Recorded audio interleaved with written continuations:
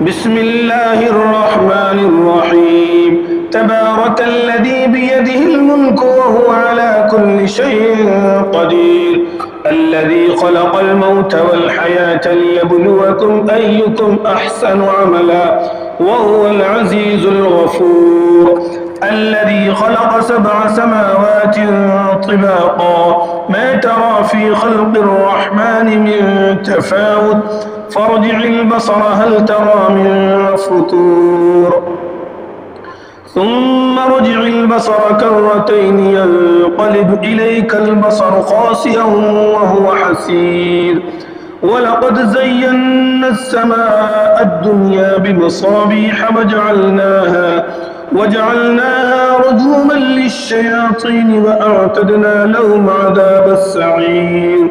وللذين كفروا بربهم عذاب جهنم وبئس المصير إذا ألقوا فيها سمعوا لها شهيقا وهي تفور تكاد تميز من الغيظ كلما ألقي فيها فوج سألهم خزنتها ألم يأتكم نذير قالوا بلى قد جاءنا نذير فكذبنا وقلنا ما نزل الله من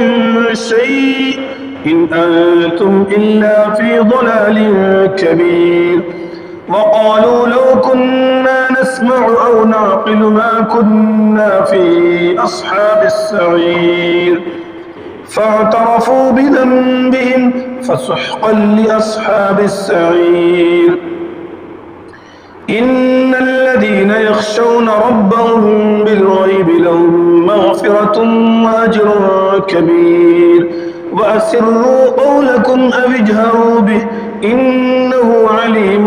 بذات الصدور ألا يعلم من خلق وهو اللطيف الخبير هو الذي جعل لكم الأرض ذلولا فامشوا في مناكبها وكلوا من رزقه وإليه النشور أأمنتم من في السماء أن يخسف بكم الأرض فإذا هي تمور أم أمنتم من في السماء أن يرسل عليكم حاصبا فستعلمون كيف نذير ولقد كذب الذين من قبلهم فكيف كان نكير أولم يروا إلى الطير فوقهم صافات ويقبضن ما يمسكون إلا الرحمن إنه بكل شيء بصير أمن هذا الذي هو جند لكم ينصركم من دون الرحمن إن الكافرون إلا في غرور أمن هذا الذي يرزقكم إن أمسك رزقه بل لجوا في عتو ونفور أفمن يمشي مكبا على وجهه أهدى من يمشي سويا على صراط مستقيم قل هو الذي أنشأكم وجعل لكم السمع والأبصار والأفئدة قليلا ما تشكرون قل هو الذي ذرأكم في الأرض وإليه تحشرون ويقولون متى هذا الوعد إن كنتم صادقين قل إنما العلم عند الله وإنما أنا نذير مبين فلما رأوه زلفة سيئت وجوه الذين كفروا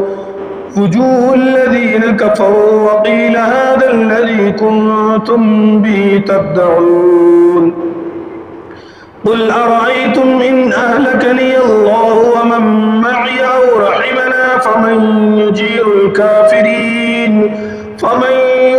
الكافرين من عذاب أليم قل هو الرحمن آمنا به وعليه توكلنا فستعلمون من هو في ضلال مبين قل أرأيتم إن أصبح ماؤكم غورا فمن يأتيكم بماء معين صدق الله العظيم.